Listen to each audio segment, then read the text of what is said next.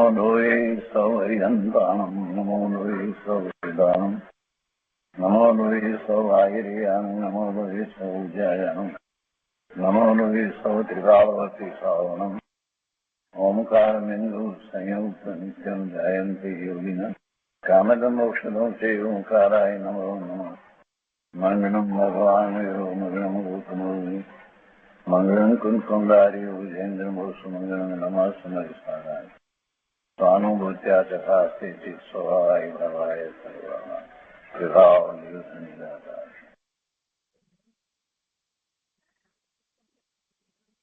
स्वामी कार्तिकेय अनुप्रेक्षा શુભચંદ્રાચાર્ય ભગવાનની ટીકા અને પંડિત જયચંદજી છાબડાના ભાવાર્થ ટીકા સહિત આપણે સ્વામી કાર્તિકેય અનુપ્રેક્ષાનો સ્વાધ્યાય કરી રહ્યા છીએ અને પૂજ્ય ગુરુદેવ કાંજી સ્વામી એમાંથી આપણને ઘણું અધ્યાત્મ અને પરમાર્થ સમજાવી રહ્યા છે. સ્વામી કાર્તિકેય અનુપ્રેક્ષાના સ્વાધ્યાયમાં આપણે ગાથા 270 સુધી સ્વાધ્યાય કર્યો છે. હવે આજે આગળ 271 થી સ્વાધ્યાય લઈએ છીએ. અત્યારે લોક ભાવનાનું સ્વરૂપ એની વાત ચાલે છે અને એની ઘણી ગાથા આચાર્ય ભગવાને કહી. આ લોક વિશેની વાત કરી, છ દ્રવ્યની વાત કરી અને એમાં પછી જીવ દ્રવ્યની વાત કરી અને એમાં હવે જીવ દ્રવ્યની પણ કેટલી બધી સૂક્ષ્મતાથી વાત આચાર્ય ભગવાન કહી રહ્યા છે.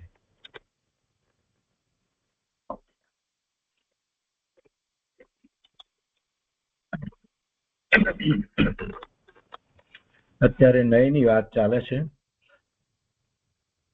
અને એને સૂક્ષ્મતાથી સમજાવવામાં આવી છે. નયના ભેદને કહેવામાં આવ્યા છે.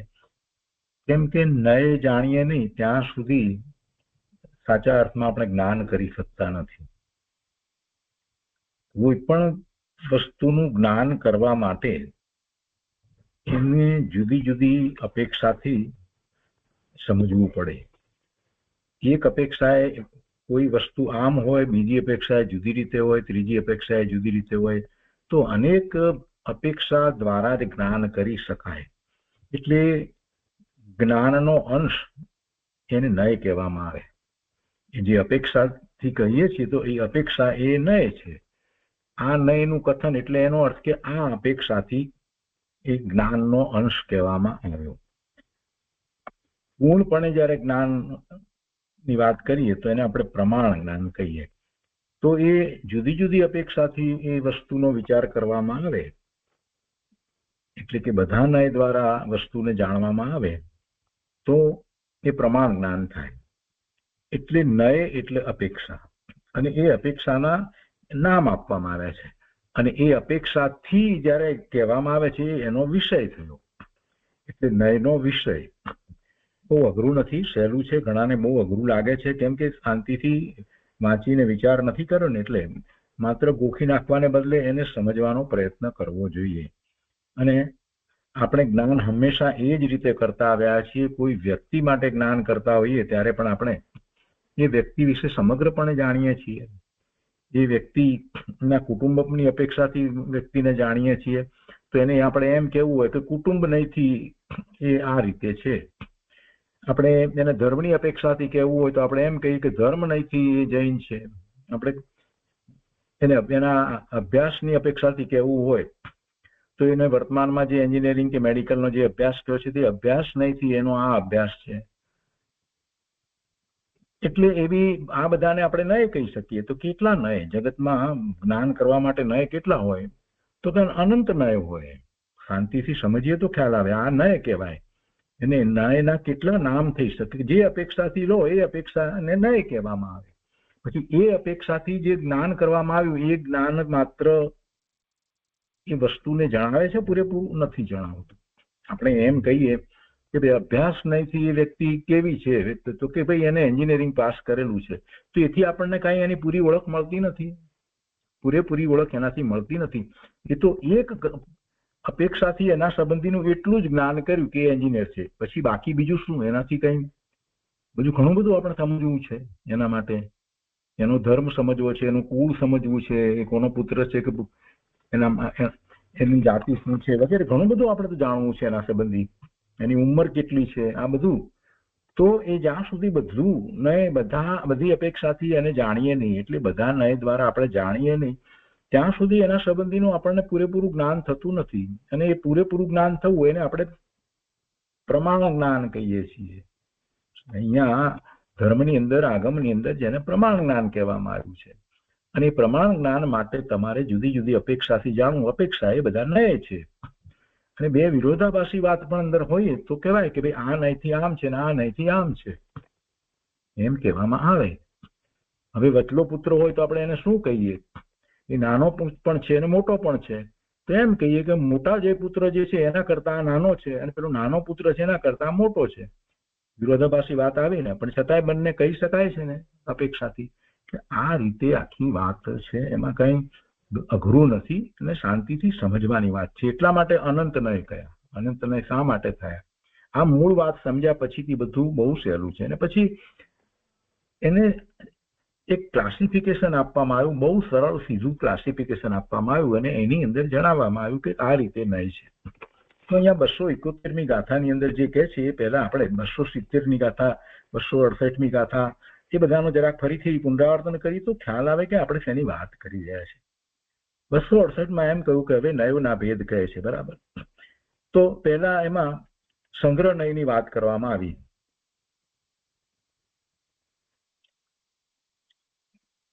સંગ્રહ નયની પહેલી 268 ગાથાની અંદર વાત કરવામાં આવી, અને એમાં એ નયને વિશે સંગ્રહપણાથી અર્થાત સામાન્યપણે બધું એક જ છે એમ કરીને કહેવામાં આવ્યું, એટલે સંગ્રહ નયથી વાત કરવામાં આવી. અને એમાં દ્રવ્યાર્થિક અને પર્યાર્થિક પછી બે, તો બંને સંગ્રહ નયની અંદર લઈ લીધા. એક અપેક્ષાથી અહીંયા વાત છે કે સંગ્રહપણાથી અર્થાત સામાન્યપણે તો એક છે, દ્રવ્યાર્થિક અને પર્યાર્થિક ભેદથી બે પ્રકારના છે, અને વિશેષતાથી બંનેના ભેદોથી નૈગમ આદિ લઈ અને તેને નય કહેવામાં આવે. આ સામાન્ય જનરલ વાત કરવામાં આવી. પછી જે નય વસ્તુને તેના વિશેષ રૂપથી જે કહે છે એના અવિનાભાવ, એટલે કે જે હોય જ એની સાથે એવા સામાન્ય રૂપને નાના પ્રકારની યુક્તિના બળથી સાધે તેને દ્રવ્યાર્થિક નય કહે છે. આ દ્રવ્યાર્થિક નયની વાત પછી એના પછી 269માં લીધી. એટલે જે સામાન્ય દ્રવ્ય સંબંધીની વાત જે કરે છે તે બધું દ્રવ્યાર્થિક નયનું કથન કહેવામાં આવે. એવી રીતે પર્યાર્થિક નયની વાત કરવામાં આવી, તેમાં ભેદ પાડીને જે કહે છે એ બધું પર્યાર્થિક નયનું કથન કહેવામાં આવે. અને પછી એ વાત આગળ અહીંયા 270ની અંદર લીધી કે જે નય અનેક પ્રકારે સામાન્ય સહિત સર્વ વિશેષને તેના સાધનનું જે લિંગ ચિહ્ન તેના વસ્તી સાધે તે પર્યાર્થિક નય છે, અને એ પર્યાર્થિક નયની વાત સમજાવી. આ આપણે 270મી ગાથા થઈ, અને એમાં આપણે પર્યાર્થિક નયની જે વાત લીધી તો ભેદ પાડીને કહે છે, અને એમાં ભાવાર્થમાં પંડિતજીએ બહુ સરસ રીતે સમજાવ્યું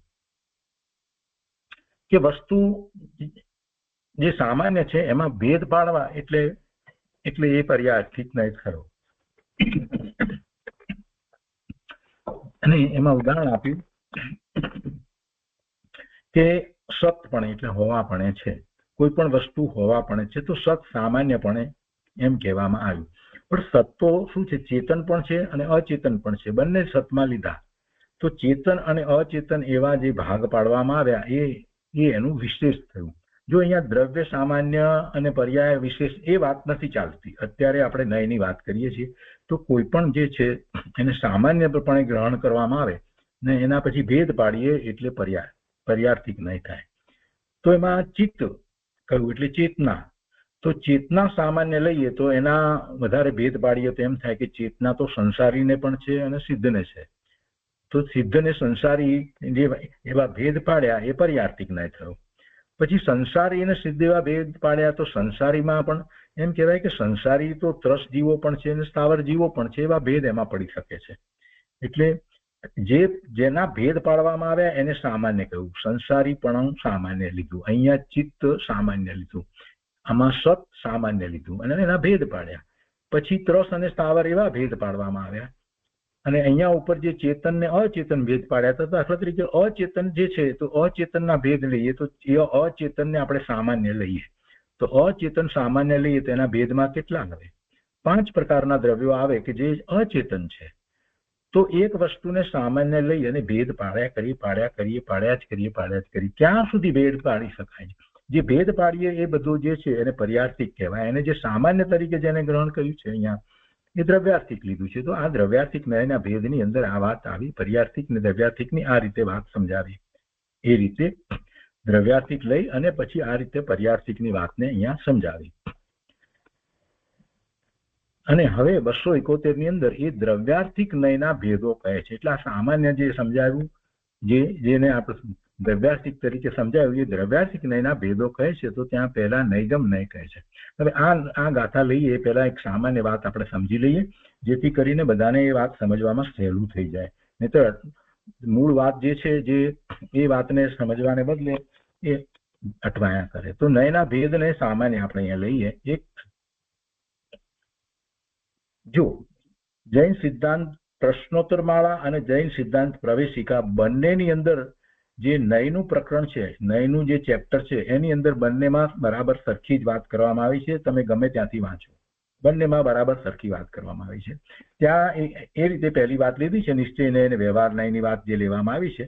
તો એમાં જે નિશ્ચય નયની વાત જે છે એની અત્યારે આપણે વાત કરી રહ્યા છીએ. અને ત્યાં જે વ્યવહાર નયની વાત કહેવામાં આવી છે એ વ્યવહાર નય તો એ રીતે કહેવામાં આવ્યું છે કે જેને ઉપચાર કરીને જેને કહેવામાં આવ્યું હોય એ બધો વ્યવહાર નય.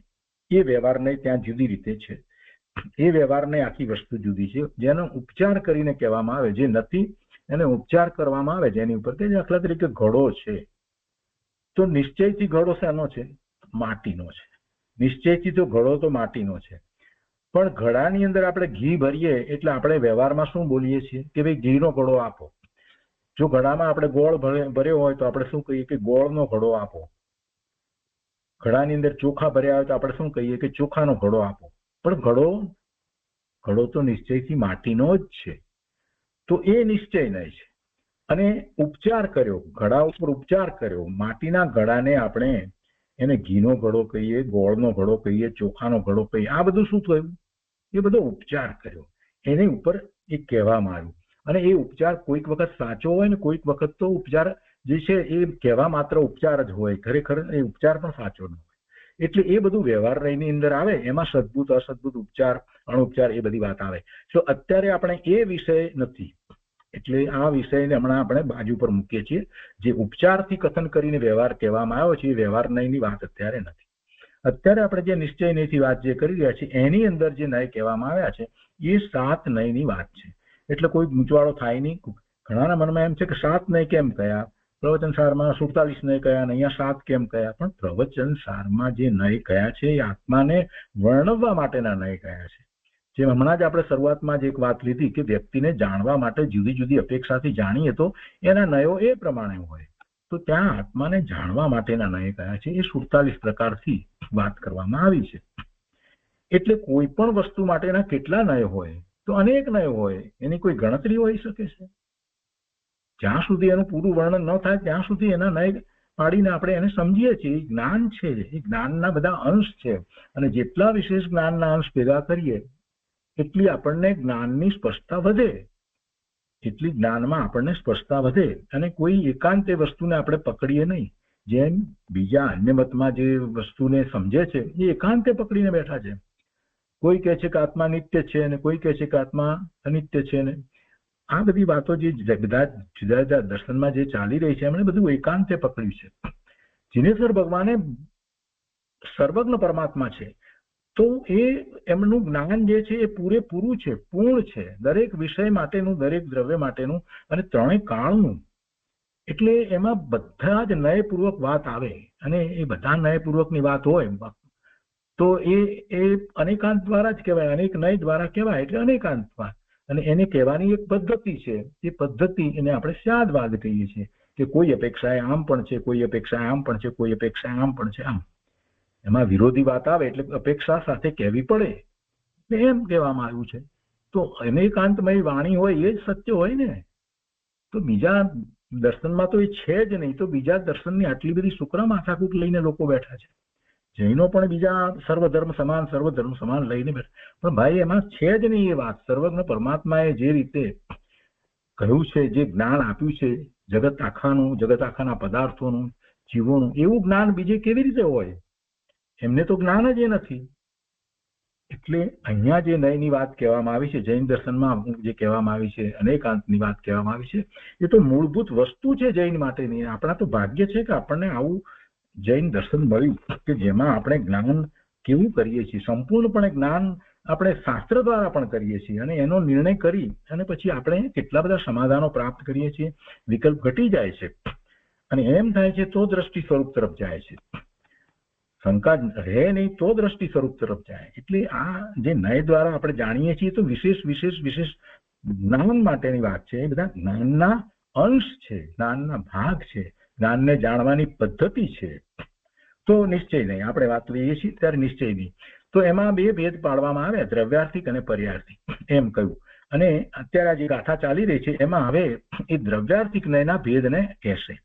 તેમાં નૈગમ નયની વાત કરશે, સંગ્રહ નયની વાત કરશે અને વ્યવહાર નયની વાત કરશે.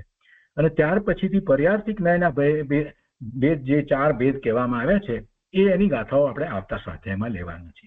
તો આજે જે વાત આવવાની છે નૈગમ નયની, સંગ્રહ નયની અને વ્યવહાર નયની. જે બધા નયની સામાન્ય રીતે સંગ્રહપૂર્વક વાત કરે છે એવા એને સંગ્રહ નય કહેવાય અને એના ભેદ પાડતા જઈએ પાડી શકાય છે. આપણે દાખલા તરીકે એમ કહીએ કે આ સ્કૂલમાં બાળકો બધા ભણે છે, પણ એ બાળકો તો સંગ્રહ નયથી આપણે બાળકો બધાને કહ્યા, પણ એમાં તો છોકરાઓ પણ છે અને છોકરીઓ પણ છે. આપણે એમ કહીએ કે જંગલમાં બધા અહીંયા બધા વૃક્ષો છે, તો પછી તો આપણે સંગ્રહ નથી બધા વૃક્ષ કયા, પણ એમાં તો અનેક પ્રકારના વૃક્ષો છે.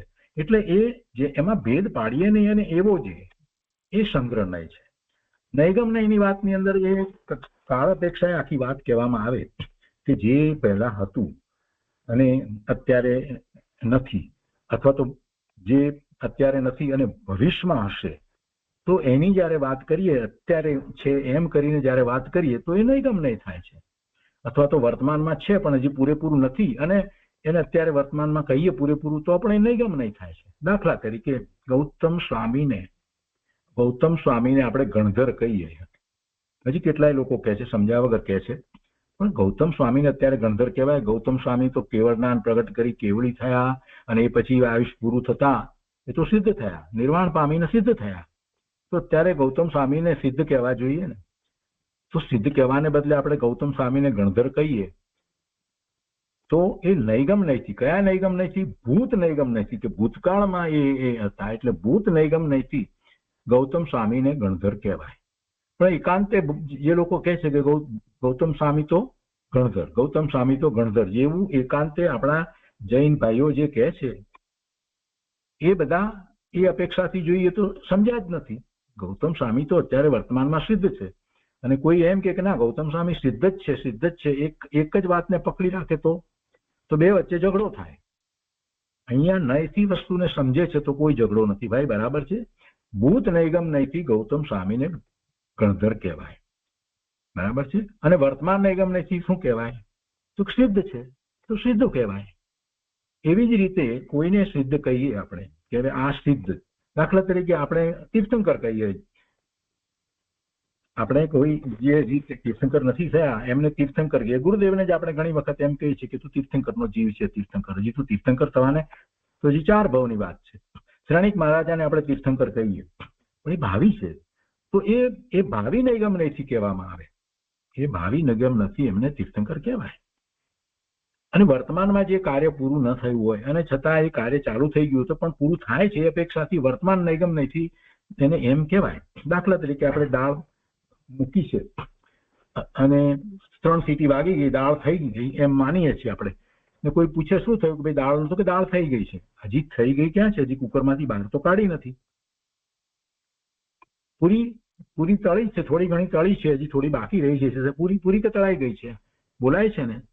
તો એ શું થયું? એ વર્તમાનમાં એ હજી કાર્ય ચાલુ છે છતાં પણ એવું એને કહેવાય છે. આ નૈગમ નયથી આવી રીતે કહેવાય. અને નૈગમ નયનો તો ઘણો વિસ્તાર છે. ઘણી રીતે નૈગમ નયને એ રીતે કહેવામાં આવે. અહીંયા સામાન્ય રીતે નૈગમ નયના 3 ભેદ કહેવામાં આવે છે. આ ભૂત નૈગમ નય, ભાવિ નૈગમ નય અને વર્તમાન નૈગમ નય. તો એ નૈગમ નયની વાત છે. અને જે સંગ્રહ નયની અંદર બધું ભેગું કરીને કહેતા હતા એના પછી ભેદ પાડવામાં આવે એને વ્યવહાર કહેવામાં આવ્યો. આપણે એમ કહ્યું કે આ સ્કૂલની અંદર બધા બાળકો ભણે છે તો કે ભાઈ એમાં બાળકો એટલે છોકરાઓ પણ છે છોકરીઓ છે, તો ભેદ પાડ્યો એ વ્યવહાર નહીં થયો.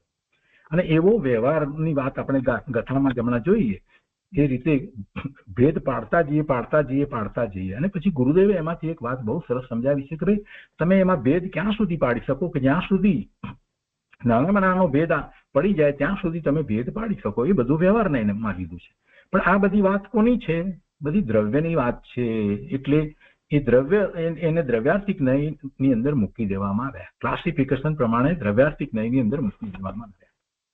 જૈન સિદ્ધાંત પ્રશ્નોત્તર માળામાં જો તમે એ વાંચતા હો તો નયના અધિકારની અંદર અહીંયા એ છે કે નયના કેટલા પ્રકાર છે. તો શરૂઆતમાં નિશ્ચય નય અને વ્યવહાર નયની વાત કરી. અને નિશ્ચય નય કોને કહે છે? વસ્તુના મૂળ અંશને ગ્રહણ કરવા વાળા નયને કહે છે. પછી વ્યવહાર નય એમાં ઉપચાર, આપણે ઘડાનો માટીના ઘડાની વાત કરી એની વાત લીધી. અને પછી જે નિશ્ચય નય કહેવામાં આવ્યો એના ભેદ તરીકે આ લેવામાં આવ્યા, દ્રવ્યાર્થિક નય અને પર્યાર્થિક નય. તો અહીંયા ગાથાની અંદર દ્રવ્યાર્થિક નયના ભેદની આજે આપણે વાત કરવાના છીએ. તો નિશ્ચય નયના ભેદમાં દ્રવ્યાર્થિક નય અને પર્યાર્થિક નય, દ્રવ્યાર્થિકના 3 ભેદ કહેવામાં આવ્યા અને પર્યાર્થિકના 4 ભેદ કહેવામાં. આમ કુલ 7 નય કહેવામાં આવ્યા. આ 7 નયની વાત કરવામાં આવે છે. એટલે 7 મુખ્ય નયની વાત આગમ અપેક્ષાએ કહેવામાં આવી છે. અને એ જ રીતે જૈન સિદ્ધાંત પ્રશ્નોત્તરમાળામાં જે રીતે છે એ જ રીતે પછી જૈન સિદ્ધાંત પ્રવેશિકામાં પણ છે. જૈન સિદ્ધાંત પ્રવેશિકામાં અને જૈન સિદ્ધાંત પ્રશ્નોત્તર માળામાં બંનેમાં એ જ રીતે વાત કરવામાં આવી છે. અહીંયા દ્રવ્યાર્થિક નયના કોને કહે છે અને પર્યાર્થિક નય એના પછી અહીંયા પ્રશ્નોને જવાબ આપ્યા છે. એ બધા શાંતિથી જાતે વાંચીએ તો પણ આપણને સમજાય એવું છે. બહુ સહેલું છે. તો આટલી વાતને આપણે ખ્યાલમાં રાખી અને હવે સ્વાધ્યાય કરીશું તો આપણને એમાંથી કંઈક અધ્યાત્મની વાત જે ગુરુદેવ કહેવા માંગે છે એ પકડાશે. તો હવે આપણે 271મી ગાથા લઈએ. 271મી ગાથા શેના વિશે છે? 271મી ગાથા જે છે એ દ્રવ્યાર્થિક નયના ભેદો કહે છે. તો ત્યાં પહેલા નૈગમ નય કહે છે. 3 ભેદ કયા ને આપણે, બરાબર છે ને? તો 3 નૈગમ નય, સંગ્રહ નય અને વ્યવહાર નય, એમ 3 ભેદ કયા. તો 271મી ગાથા સંસ્કૃતમાં આ રીતે છે. યહ સાધયતિ અતિતમ વિકલ્પ રૂપમ ભવિષ્યમ અર્થમ ચ સંપ્રતિ કાલાવિષ્ટમ સહ સ્ફુટમ નય નૈગમ જ્ઞેય. જો શાસ્ત્રની ભાષા આગમની ભાષા હોય ને એને જરાક સમજવા માટે થોડુંક બ્રેઇન સ્ટોર્મિંગ કરવું પડે, જરાક ધ્યાન આપવું પડે. કેટલાક શબ્દો ના આવડતા તેના શબ્દો પણ ના અર્થ પણ જાણવા પડે, એની વાક્ય રચના પણ સમજવી પડે. એટલે અઘરું ન સમજવું. ને અર્થમાં હંમેશા જે કહેવામાં આવ્યું હોય ટૂંકાણમાં કહેવામાં આવ્યું હોય, ભાવાર્થમાં વિશેષતાથી કહેવામાં આવ્યું. તો અર્થમાં ન સમજાય તો પછી ભાવાર્થમાં તો સમજાઈ જાય. શું કહે છે કે જે નયે ભૂત ભવિષ્ય તથા વર્તમાન રૂપ વિકલ્પથી સંકલ્પ માત્ર પદાર્થને સાધે તે નૈગમ નય છે. સાધે એટલે શું? સાધવું એટલે કે એનું જ્ઞાન કરે. સાધે એટલે શું કરવાનું છે? આપણે એનું જ્ઞાન કરવું છે. કઈ રીતે? જે નય ભૂત ભવિષ્ય તથા વર્તમાન રૂપ વિકલ્પ સંકલ્પ માત્ર પદાર્થને સાધે તે નૈગમ નય છે. એ રીતે એ વિકલ્પથી એને જાણે છે, પ્રાપ્ત કરે છે, એના સંબંધીનું જ્ઞાન પ્રાપ્ત કરે એ નય, એ દ્રષ્ટિકોણને નૈગમ નય કહેવાય. ભાવાર્થમાં સમજાવે છે પંડિતજી કે 3 કાળના પર્યાયોમાં અન્વય રૂપ છે તે દ્રવ્ય છે. જો એક તો અન્વય શબ્દ ઘણાને નથી ખબર હતી ને એટલે પછી ગૂંચવાઈ જાય છે. અન્વય શબ્દ બહુ સહેલો શબ્દ છે. પર્યાયને પણ કોઈ વખત અન્વય કહેવામાં આવે ને દ્રવ્યને પણ અન્વય કહેવામાં આવે. એ અન્વય વસ્તુ જે છે તે જ્યાં જે રીતે વપરાય હોય તે રીતે સમજવાની. એ 3 કાળના પર્યાયોમાં અન્વય રૂપ જે છે તે દ્રવ્ય છે. એટલે બધી પર્યાયો, 3 કાળની પર્યાયો જે છે એની અંદર મૂળ વસ્તુ શું છે? મૂળ વસ્તુ તો દ્રવ્ય છે ને. દ્રવ્ય વિના પર્યાય છે? દ્રવ્ય વિના પર્યાય નથી. તો મૂળ વસ્તુ શું છે? તો દ્રવ્ય છે. તો અન્વય રૂપ છે તે દ્રવ્ય છે. 3 કાળની બધી પર્યાયો જે છે એમાં અન્વય રૂપ છે તે દ્રવ્ય છે. હવે આ વાત સમજાય. આમ અન્વય રૂપ છે તે દ્રવ્ય છે એનો અર્થ આ રીતે થાય કે 3 કાળની પર્યાયો લઈએ, બધી પર્યાયો છે તો કોઈ દ્રવ્ય નહીં ને, એક જ દ્રવ્યની બધી 3 કાળની પર્યાયો છે તો એમાં અન્વય રૂપ શું કહેવાય? દ્રવ્ય છે. અહીંયા અન્વય શબ્દ વાપરીને કહેવામાં આવ્યો છે. અહીંયા આપણે નિત્ય અનિત્ય એની વાત નથી કરવી, એટલે બીજી વાત કરવી છે. એટલા માટે થઈને અન્વય શબ્દનો પ્રયોગ કરવામાં આવ્યો છે. દ્રવ્યને માટે અન્વય શબ્દ પ્રયોગ કરવામાં આવ્યો છે. હવે તેને પોતાના વિષયથી ભૂતકાળની પર્યાયને પણ વર્તમાનવત સંકલ્પમાં લે ભાવિ કાળની પર્યાયને પણ વર્તમાનવત સંકલ્પમાં લે તથા વર્તમાન કાળની પર્યાયને એ જે પર્યાય એ પૂરેપૂરી થઈ ન હોય અથવા તો પૂરેપૂરી થઈ હોય એવી પર્યાય વર્તમાન કાળની પર્યાયને તે કિંચિત નિષ્પન્ન હોય અથવા તો અનિષ્પન્ન હોય. અનિષ્પન્ન એટલે પૂરી થઈ ન હોય, નિષ્પન્ન હોય એટલે થઈ ગઈ હોય પૂરી હોય તો પણ નિષ્પન્ન રૂપ સંકલ્પ મારે તો પણ પૂરી થઈ ગઈ છે એ રીતે વર્તમાન કાળની પર્યાયને લે. આપણે જે એનું ઉદાહરણ હમણાં આપ્યું, જે દાળનું ને પૂરીનું જે ઉદાહરણ આપ્યું એ પ્રમાણે. તો એવા જ્ઞાન તથા વચનને નૈગમ નય કહે છે. ભૂતકાળની, ભવિષ્યકાળની અને વર્તમાનની, બરાબર છે, એને નૈગમ નય કહે છે. અને તેના અનેક ભેદ છે. આ મહત્વનું છે, એના અનેક ભેદ છે. આપણે તો આટલી વાત લઈએ છીએ પણ એના ભેદ પડવા જઈએ તો ઘણા ભેદ પડે છે. સર્વ નયના વિષયને મુખ્યતા ગૌણતાથી પોતાના સંકલ્પ રૂપે વિષય કરે છે. જેમ કે મનુષ્ય નામના જીવ દ્રવ્યને સંસાર પર્યાય છે, સિદ્ધ પર્યાય છે. જો આ ઉદાહરણ સમજાવે છે ઉદાહરણથી. જેમ કે મનુષ્ય નામના જીવ દ્રવ્ય લેવું છે, મનુષ્ય લીધો છે, તો કે છે કે જે મનુષ્ય નામના જીવ દ્રવ્યને સંસાર પર્યાય છે, અત્યારે તો એને એ છે, અને સિદ્ધ પર્યાય છે એમ કહીએ તો એ ભવિષ્યની અપેક્ષાથી કહી શકાય, એટલે ભાવિ નિગમ નયથી કહેવું છે, એટલે એ વાત લીધી છે. તથા આ મનુષ્ય પર્યાય છે એમ કહે તો ત્યાં મનુષ્ય પર્યાય છે એ તો અતીત, અનાગત, વર્તમાન ત્રણ કાળ સંબંધી પણ. જ્યાં સંસાર પર્યાય છે, સંસાર પર્યાય જે કહેવામાં આવી તો સંસાર પર્યાય તો ભૂતકાળમાં હતી, અત્યારે પણ છે હજી, અને ભવિષ્યમાં પણ હજી રહેશે જ્યાં સુધી સિદ્ધ ન થાય ત્યાં સુધી. એટલે ત્યાં સંસાર પર્યાય છે એ તો અતીત, અનાગત, ભવિષ્યકાળની અને વર્તમાનની એમ ત્રણ કાળ સંબંધી પણ છે. પણ સિદ્ધપણું જો કહીએ તો એ તો ભવિષ્યનું જ છે ને, એટલે સિદ્ધપણું અનાગત જ છે. તથા મનુષ્યપણું જો કહીએ તો શું છે એ જીવને, તો મનુષ્યપણું જે છે એ તો વર્તમાન જ છે, એ વર્તમાન છે. તો એમ ત્રણ વાત એના સંબંધી કહેવામાં આવી, જીવ સંબંધીની આ ત્રણ રીતે વાત કહેવામાં આવી. એટલે વર્તમાનમાં એને આપણે એમ કહીએ કે એને સિદ્ધ પર્યાય, સિદ્ધપણું છે એમ કેવું તો ભવિષ્યની અપેક્ષાથી આપણે કહીએ છીએ. એવો સંકલ્પ કરવો, એવો વિચાર કરવો, વસ્તુને માટેનો એવો વિચાર કરો. સંકલ્પરૂપ વિષય કરે એનો અર્થ એ છે કે એ રીતે એવું જ્ઞાન કરે, ને આવું જ્ઞાન આપણે કરી શકીએ છીએ. અને આવું જ્ઞાન ન કરીએ તો આપણને ધર્મ ક્યાંથી પ્રાપ્ત થાય, ધર્મની વાત ક્યાંથી સમજાય, એટલે કરવું જરૂરી છે. તો સિદ્ધપણું અનાગત જ છે તથા મનુષ્યપણું વર્તમાન છે. છતાં આ નયના વચનથી અભિપ્રાયમાં વર્તમાન એટલે વિદ્યમાનવત, વર્તમાન વિદ્યમાનવત સંકલ્પથી પરોક્ષ રૂપ અનુભવમાં લઈને કહે કે આ દ્રવ્યમાં મારા જ્ઞાનમાં હાલ આ પર્યાય ભાષે છે, મારા જ્ઞાનમાં હાલ મને સિદ્ધની પર્યાય ભાષે છે. તો એવા સંકલ્પને નૈગમ નયનો વિષય કહે છે. અને એમાંથી કોઈને મુખ્ય તથા કોઈને ગૌણ રૂપ કહે છે. એમાં પણ પાછું એ પોતે જે વખતે જે પ્રયોજન હોય એ પ્રમાણે મુખ્ય અને ગૌણ રૂપ એને ગ્રહણ કરે અથવા તો કહે છે. તો એ આ નૈગમ નયની વાત થઈ. તો નૈગમ નય વિશેની આ જે વાત 271માં જે કહેવામાં આવી એના સંબંધી પૂજ્ય ગુરુદેવે જે વિસ્તાર કર્યો છે તે આપણે લઈએ. 271 ગાથાનો વિસ્તાર બહુ ટૂંકો કર્યો છે ગુરુદેવે, પણ એને આપણે સમજવો છે, કેમ કે આપણે નૈગમને સમજી ગયા છીએ એટલે હવે ગુરુદેવની વાત આપણને સમજાશે.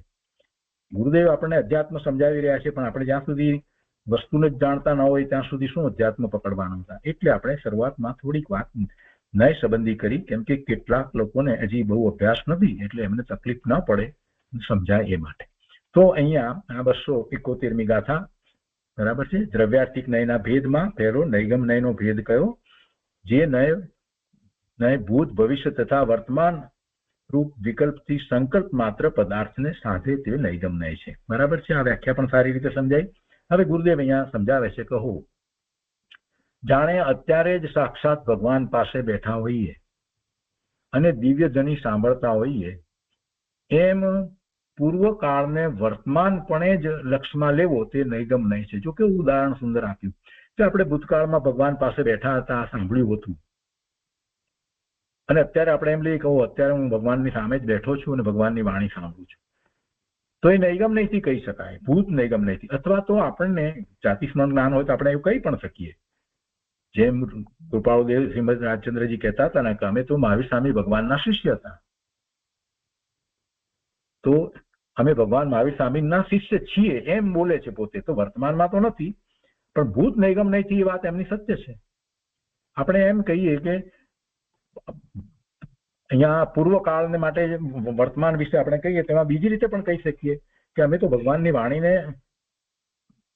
મહાવિદ્ય ક્ષેત્રમાં જઈ અને સાંભળવાના જ છીએ, એવો અંદરમાં ભાવ ખૂબ પડ્યો છે. તો અત્યારે આપણને એવી વાત આવી હોય ગુરુદેવની વાતમાંથી, આપણે એવું કંઈક સાંભળ્યું હોય તો આપણે એમ કે જો અમે તો ભગવાનની વાણીને જ સાક્ષાત સાંભળી રહ્યા છીએ. કુંકુંદાચાર્ય ભગવાન આ વાણી લઈ આવ્યા છે, અમે તો જાણે કે ભગવાનની વાણીને જ સાંભળી રહ્યા, સાક્ષાત સાંભળી રહ્યા છીએ, ને ભવિષ્યમાં સાંભળવાનો એવો ભાવ છે. તો આપણે એ રીતે વાત કરીએ તો અહીંયા ગુરુદેવે એ રીતે વાત લીધી છે કે પૂર્વકાળને વર્તમાનપણે જ લક્ષમાં લેવો તે નૈગમ નહીં છે. ભૂતકાળમાં ભગવાનનો સાક્ષાત ઉપદેશ સાંભળ્યો હોય, આપણે તો અહીંયા ભૂતકાળની અપેક્ષાથી વાત લેવી છે. ભૂતકાળમાં ભગવાનનો સાક્ષાત ઉપદેશ સાંભળ્યો હોય તેને જ્ઞાનના બળે વર્તમાનમાં જોડી દેવો કે હો અત્યારે જ અમે ભગવાનની સન્મુખ બેઠા છીએ અને ભગવાનની વાણી સાંભળી રહ્યા છીએ. તો આ પ્રમાણે કાળનો ભેદ તોડી અને ભૂતકાળની પર્યાયને વર્તમાનપણે સાધવી તે નૈગમ નહીં છે. જાતિ સ્મરણ જ્ઞાન થયું હોય તો એમ કે કૃપાળુદેવ કહેતા હતા ને, ભૂતકાળમાં ભગવાન પાસે સાક્ષાત દિવ્ય ધ્વનિ સાંભળી હોય ત્યાં તેને મુખ્ય કરી વર્તમાનમાં એમ કહેવું કે ઓ અમે ભગવાન પાસે બેઠા છીએ અને ભગવાનની વાણી ઝીલી રહ્યા છીએ. અહીંયા આસપાસમાં બધા જોઈએ છીએ તો કેટલાય બધા કેવલી પરમાત્મા બેઠા છે, ગણધર ભગવાન બેઠા છે, સંત બીજા આચાર્ય ઉપાધ્યાય મુનિ બધા બેઠા છે. તો એમ ભૂતને વર્તમાનપણે જાણવું તે નૈગમ નહીં છે. આમાં જ્ઞાનનો પુરુષાર્થ છે. હવે આ વાત પકડવાની છે. આમાંથી આપણે નૈગમને સમજ્યા એટલે હવે એમાં અટવાતા નથી આપણે, પણ ગુરુદેવ આપણને બીજી વાત કહે છે કે આમાં જ્ઞાનનો પુરુષાર્થ છે. જ્ઞાનીને જ આવો નય હોય છે.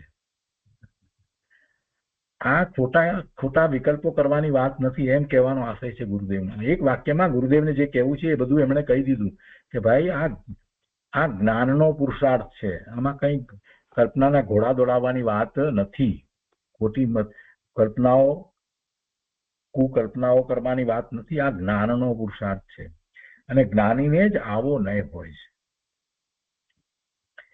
એ જ પ્રમાણે ભૂતકાળમાં બીજું ઉદાહરણ આપીને ગુરુદેવ સમજાવે છે આપણને કે એ જ પ્રમાણે ભૂતકાળમાં ગિરનાર પર્વત ઉપરથી નેમનાથ ભગવાન મોક્ષ પધાર્યા એ આપણે જાણીએ છીએ. તો તેને વર્તમાનમાં યાદ કરીને કહેવું કે હો ભગવાન અત્રેથી જ મોક્ષ પધાર્યા. આપણે ત્યાં ગિરનાર ઉપર ચડાયા હોય ત્યારે ભગવાન તો અહીંથી મોક્ષ પધાર્યા, પણ એ તો ભૂતકાળમાં હતું.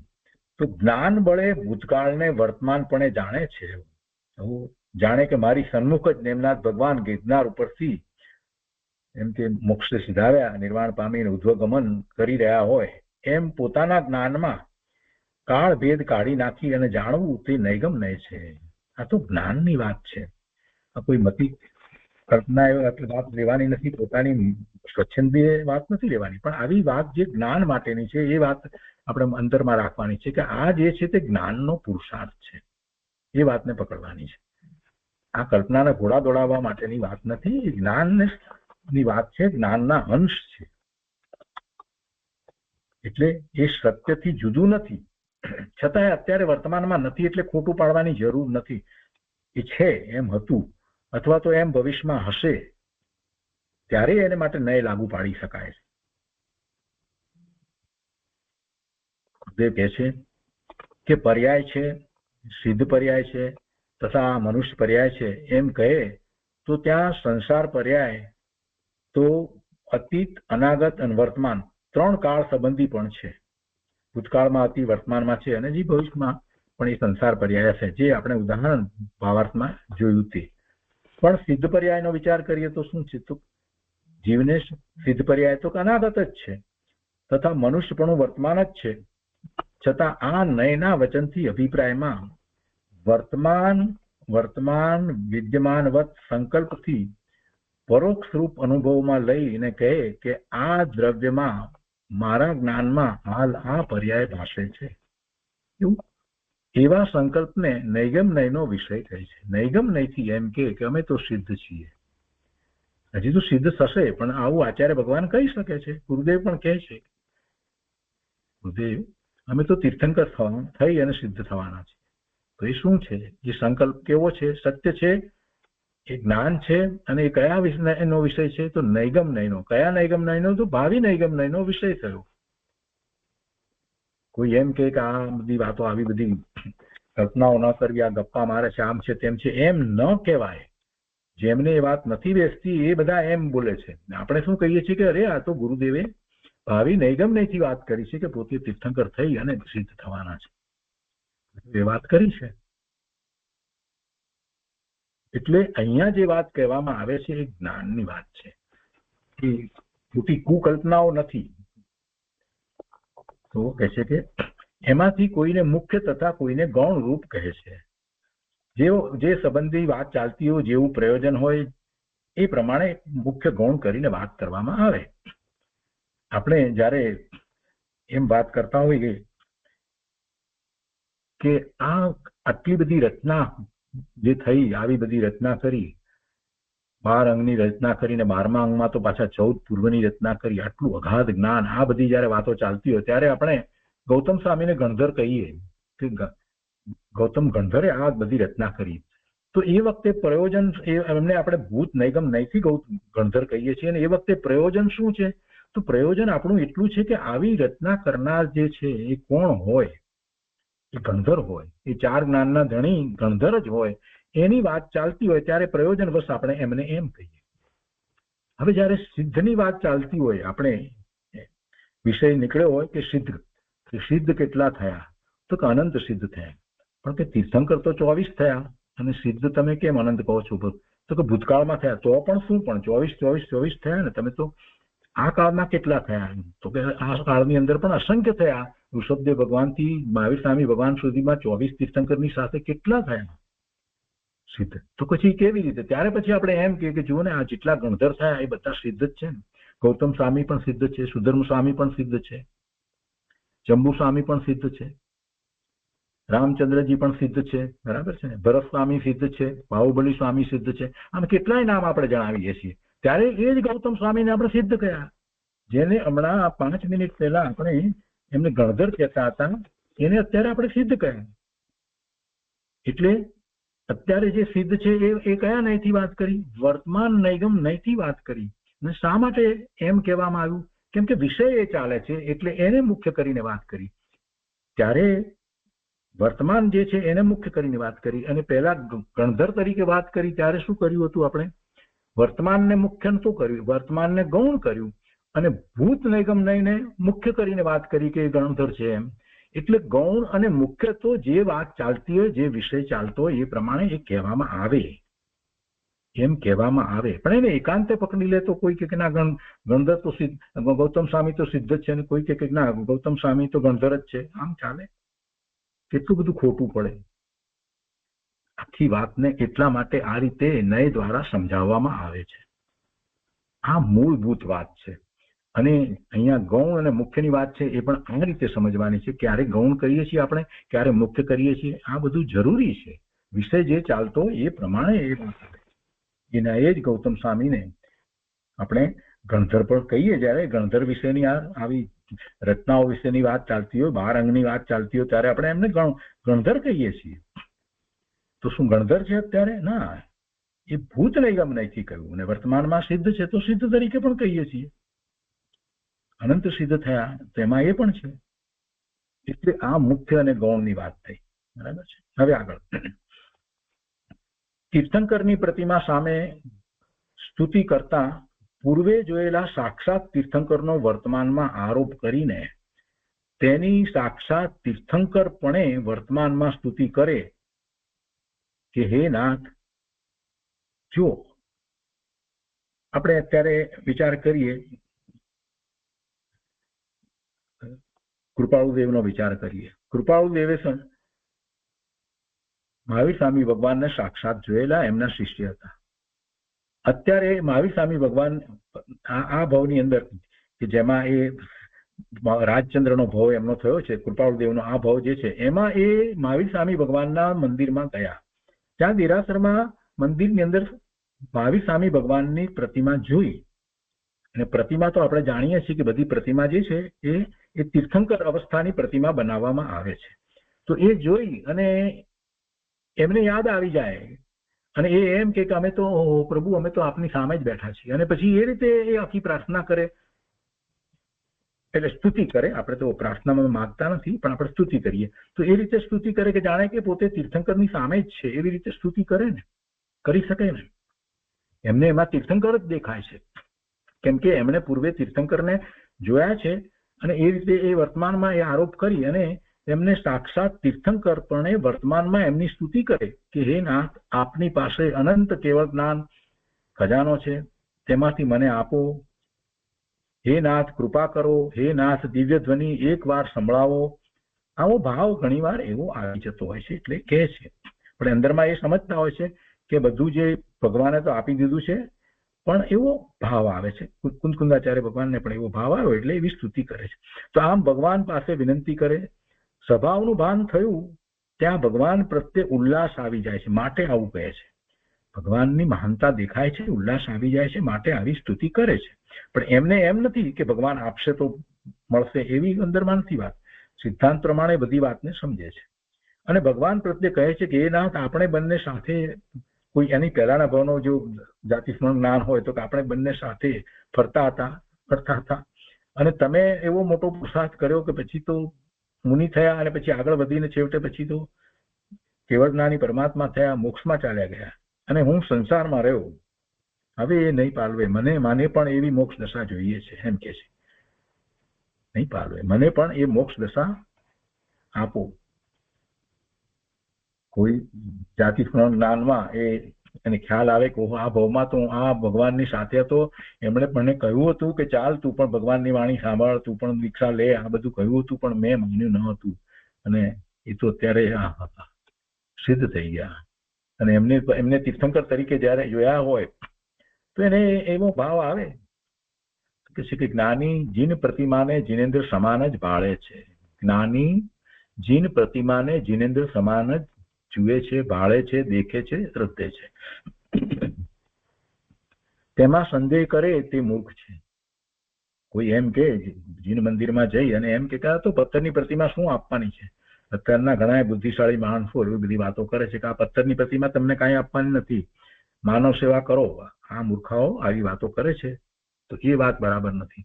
જેને પોતાના આત્માનું ભાન જ્ઞાન થયું છે એને તીર્થંકર પરમાત્મા સર્વજ્ઞ ભગવાન માટેનો એટલો બધો અહોભાવ અંદરમાંથી આવ્યો છે કે એમની પ્રતિમા જે છે, તો પ્રતિમામાં તો નિક્ષેપ કરવામાં આવ્યો છે. પ્રતિમા જે છે એ કાંઈ અમસ્તી એમને પ્રતિમા નથી, એની અંદર તીર્થંકર ભગવાનનો નિક્ષેપ કરવામાં આવ્યો છે. ત્યારે આપણે એને એમ ભગવાન તરીકે માનીએ છીએ. અને નિક્ષેપ કરવો એ બહુ મોટી મહત્વની વસ્તુ છે. એ પ્રતિમા બનાવીને મૂકી દઈએ એટલે એ પ્રતિમા એ પૂજ્ય થઈ જાય છે એમ નથી, પણ પ્રતિષ્ઠા કરવામાં આવે છે. તો પ્રતિષ્ઠાનો અર્થ શું છે? એની અંદર નિક્ષેપ કરવામાં આવે છે. અને એવો નિક્ષેપ કોણ કરે? એવો નિક્ષેપ ખરેખર તો કોણ કરી શકે? વર્તમાનમાં અત્યારે બધા જ ગમે તે કરે છે પણ એ ઠીક નથી. એવો નિક્ષેપ કરનાર ખરેખર તો એવા આચાર્ય ભગવાન કે એવા ઉપાધ્યાય ભગવાન કે એવા મુનિ મહારાજ હોય જે ભાવલિંગી હોય. દ્રવ્યલિંગ તો ચોખ્ખું હોવું જ જોઈએ, કદાચ ભાવલિંગમાં જે ગુણસ્થાન હોય એ પ્રમાણે, પરંતુ દ્રવ્યલિંગ તો ચોખ્ખું હોવું જોઈએ ને એ જ એવો નિક્ષેપ કરી શકે છે. કોઈ ગ્રહસ્થ નિક્ષેપ કરી શકે નહીં ને ગ્રહસ્થે નિક્ષેપ કરવો પણ જોઈએ નહીં. પ્રતિમાની અંદર નિક્ષેપ કોનો કરીએ છીએ? તીર્થંકરો. પણ ભગવાનનો નિક્ષેપ કરવામાં આવે છે કે આ ભગવાનની પ્રતિમા જે છે તો એની અંદર આમ કે નેમનાથ ભગવાનનો નિક્ષેપ કર્યો કે પાર્શ્વનાથ ભગવાનનો નિક્ષેપ કરવામાં આખી વિધિ છે. જ્ઞાનની આખો જ્ઞાનનો એમાં નિક્ષેપ કરવામાં આવે છે. અને પછી આપણે એને એ પ્રતિમાને આપણે ભગવાન તરીકે પૂછીએ છીએ. કોઈ પથ્થરની પ્રતિમા એવી કોઈ વાત જ નથી રહેતી. પછી એ ભગવાન છે આપણે માટે. એટલા માટે અને તેના દર્શન કરતાની સાથે આપણને ભગવાન તીર્થંકર પરમાત્માનું સ્વરૂપ યાદ આવે છે. એટલે ગુરુદેવ કે છે કે જ્ઞાની જે છે, જ્ઞાની તો કોઈ એવું માનતો જ નથી, સંદેહ કરતો જ નથી કે આ પથ્થરની પ્રતિમા છે. જ્ઞાની જીન પ્રતિમાને જીનેન્દ્ર સમાન જ ભાળે છે, તેમાં સંદેહ કરે તે મૂર્ખ છે. સંદેહ કરવાનો જ ન હોય. પોતાના જ્ઞાનમાં ભગવાનને વર્તમાનપણે લક્ષમાં લઈ ને પોતે પુરુષાર્થ ઉપાડે છે. જો વાત ચાલતી હતી નૈગમ નયની વાત ચાલતી હતી, ભાવિ નૈગમ નય, ભૂત નૈગમ નય, પણ એમાંથી ગુરુદેવ આપણને આ કેટલી બધી સરસ મહત્વની વાત કરી દીધી. પોતાના જ્ઞાનમાં ભગવાનને વર્તમાનપણે લક્ષમાં લઈને પોતે પુરુષાર્થ ઉપાડે છે. ભગવાનને આપણે લક્ષમાં લઈએ છીએ કે આ તો તીર્થંકર પરમાત્મા, આપણે મંદિરમાં જઈએ છીએ અને પછી એમને તીર્થંકર તરીકે જોઈએ છીએ, તો એમના તીર્થંકરના એમના ગુણોને યાદ કરીએ છીએ અને પછી આપણે કહીએ છીએ કે પ્રભુ આપના આવા ગુણો, અને એમાંથી આપણે રૂપસ ધ્યાનમાં ચાલ્યા જઈએ છીએ.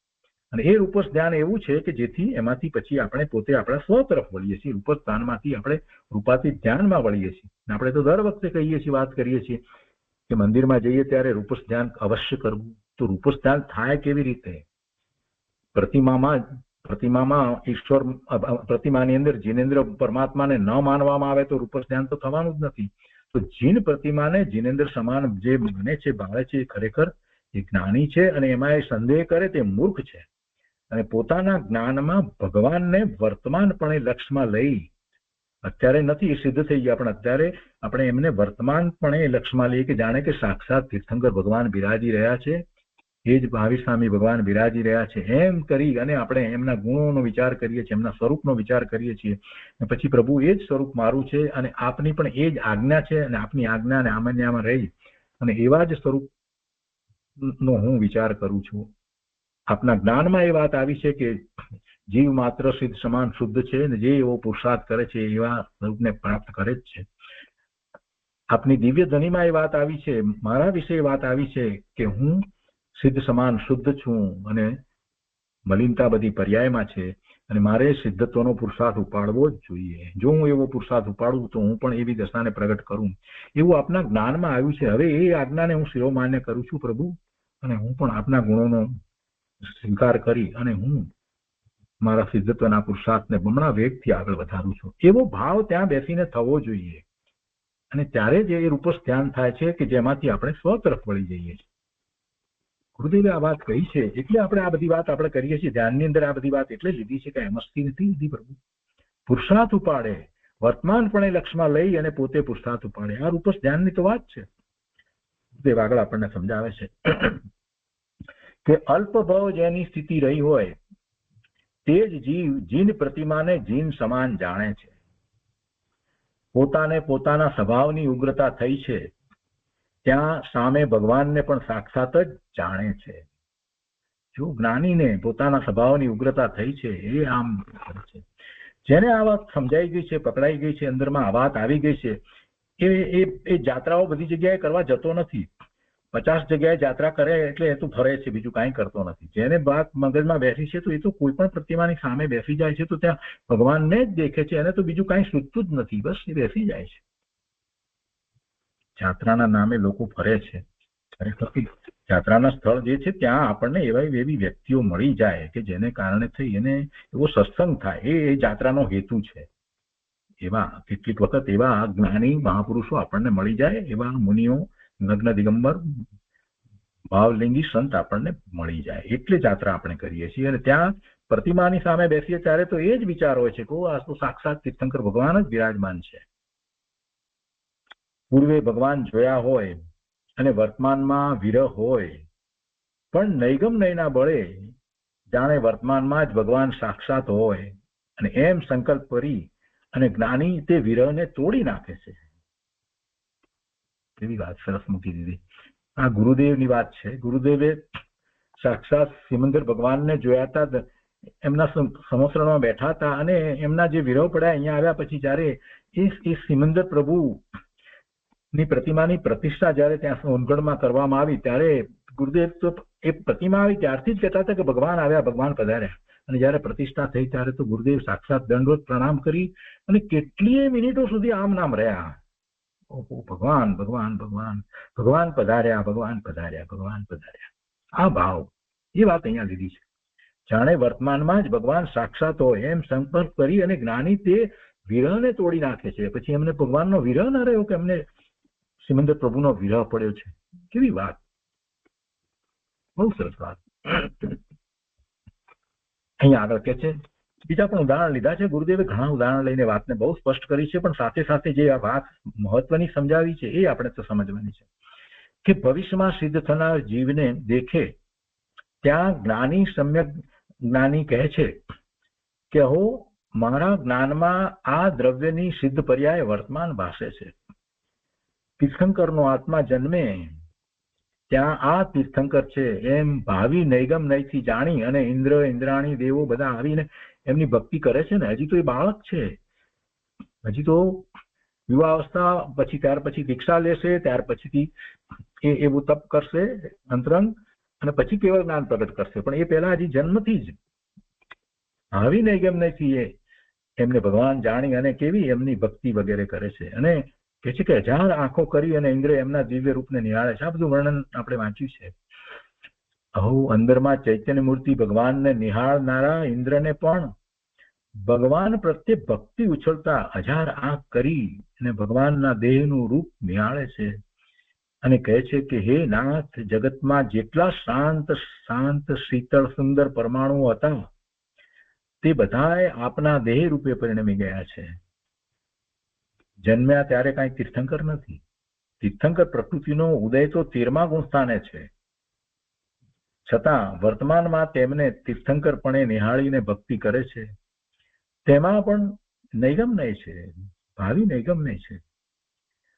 જ્ઞાયક સ્વભાવની પ્રતીતિ થઈ છે ત્યાં યથાર્થ વિતરાગી દેવ ગુરુ પ્રત્યે પ્રેમ અને ભક્તિ ઉલસે છે.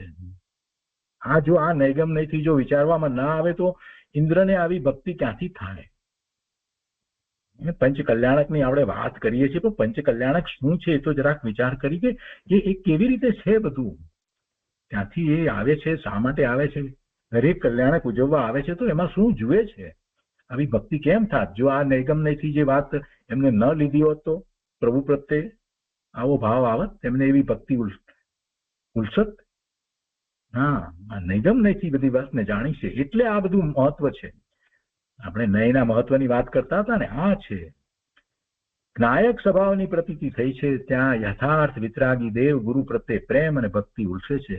ત્યાં ભક્તિથી કહે છે કે હે નાથ, તારા ચરણ કમળના પ્રસાદથી હું સંસારને તરી ગયો.